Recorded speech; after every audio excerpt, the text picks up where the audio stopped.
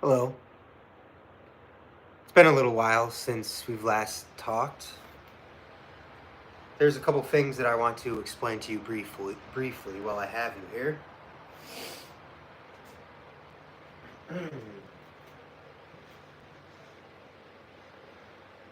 The head is down the midline. Okay? The head's down the midline. Right? Okay?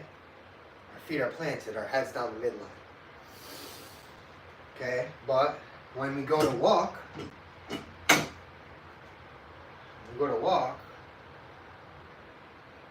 our head is outside of midline. Okay, so we need to match the gait a little more with our isometrics, meaning the body spirals. Okay, the body spirals, the head goes out of center, it goes over the foot. But with our isometrics, we might be head over center too much. Okay? So, finding a way to work in isometrics where we're coiled, in holding positions as we're coiled. Okay? Getting the head outside of mid-frame. So a couple examples of that. We want to work heel, away. Heel, away. Okay? Heel away is what we want to look for here. And now we're coiling, and our head's over our left foot. We're coiling on our left foot. Okay?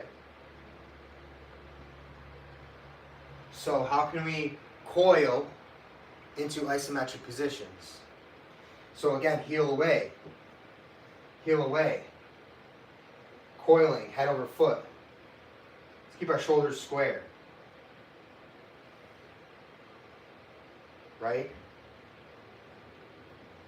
How does the body rotate? How's your balance? Your balance. How does your balance affect that center of gravity? And how do we work in overcoming isometrics on top of that? Okay, here's another example, right? Let's go to the squat. Just walk with me here, right? The squat. Our head's down the midline. Our head's down the midline. But wait. When we go to pick something up off the ground, a lot of times, we're head outside of frame, head outside of head over foot. But then when we go to train, we're midline. So I was just going to do an example of an exercise here. Oh, the squat variation, right? So we're midline here. But we want to be head over toe. So I did a deadlift variation, right? Can we do a single leg deadlift variation? Okay, heel away, right? Heel away, rotating. Where does the head go? Shoulder rotation too, right? Wow. You see what I'm doing? I'm finding the way the body naturally coils and how your center of gravity plays a role in movement. And I'm trying to do some isometric holds with that. Okay? What else can we do here?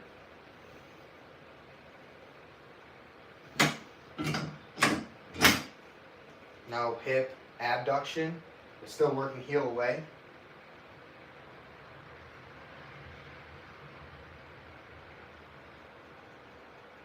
right? But the movement starts from the top. So I just need to know where I'm putting my head. Right? From there, then I coil. Whatever I need to do to coil. Okay, so a hip abduction with a coil. You know that how interesting that is, right? So peel away. And I'm coiling. But now we got to get shoulder rotation too.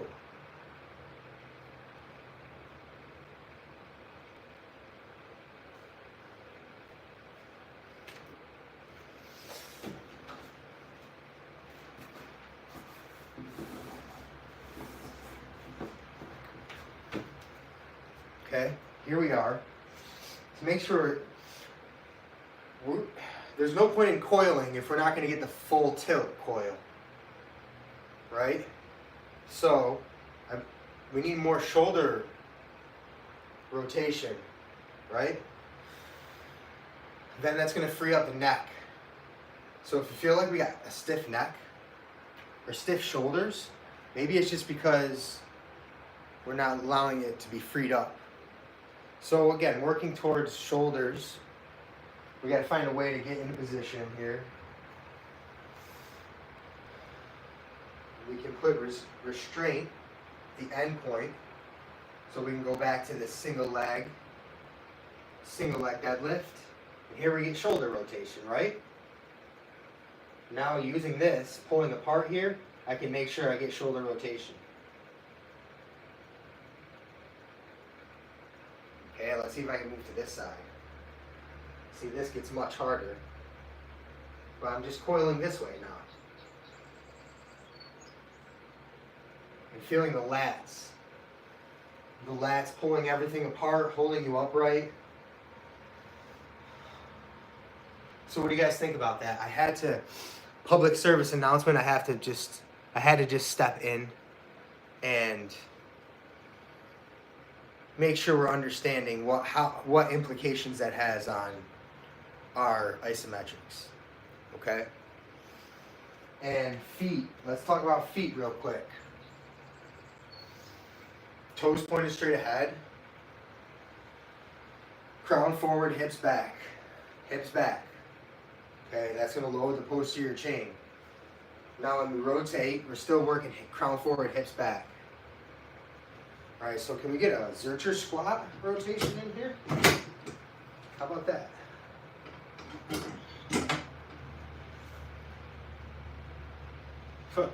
Heel away, right? Heel away. Oh, man. Here. Right? Yep. Here. Wow. Wow. That's amazing. See if you get the lats fired up here. So,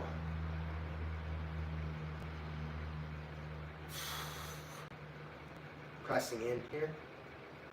Heel away, right? Right? Ankle bone high. We got to get the coiling series going here. So, if you guys come up with any strategies like that, let me know. We can just keep on spinning and holding place, right? Let's see if we can see this here. We gotta figure out a way to spin everything and hold in place. Rather than like this. We're gonna coil here, hold in place. Okay, that's... Any questions from anybody? I can wrap it up there. There's 9 minutes and 27 seconds that have elapsed. Maybe I'll just rant here for the next 25 seconds.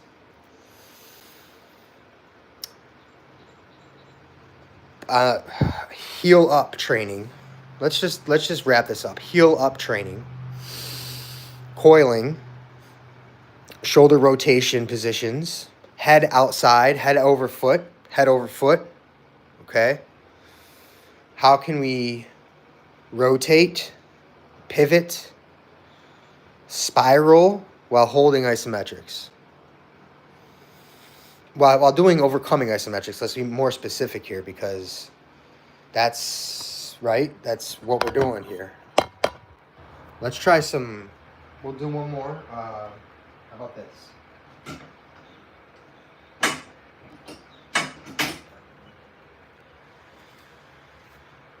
This little rope here. This is from Harambe Systems. So, you use what you have, right?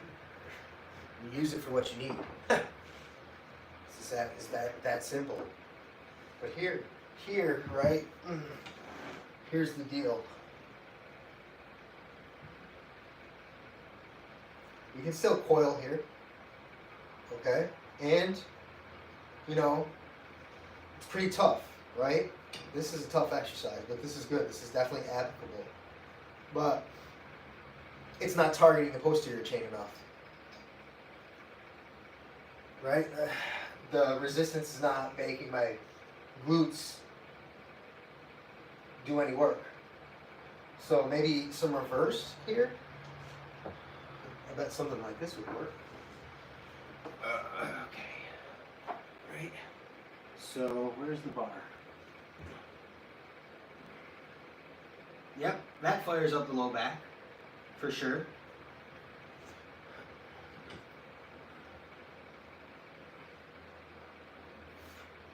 Yep. Okay, that is a spiral. That's a spiral, ladies and gentlemen. So posterior activation. One leg, head outside, head over foot.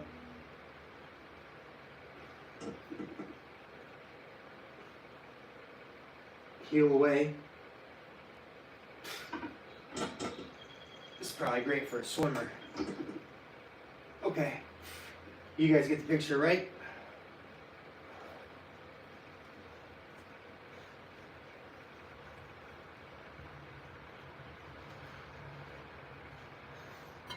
Okay, thanks. Over and out.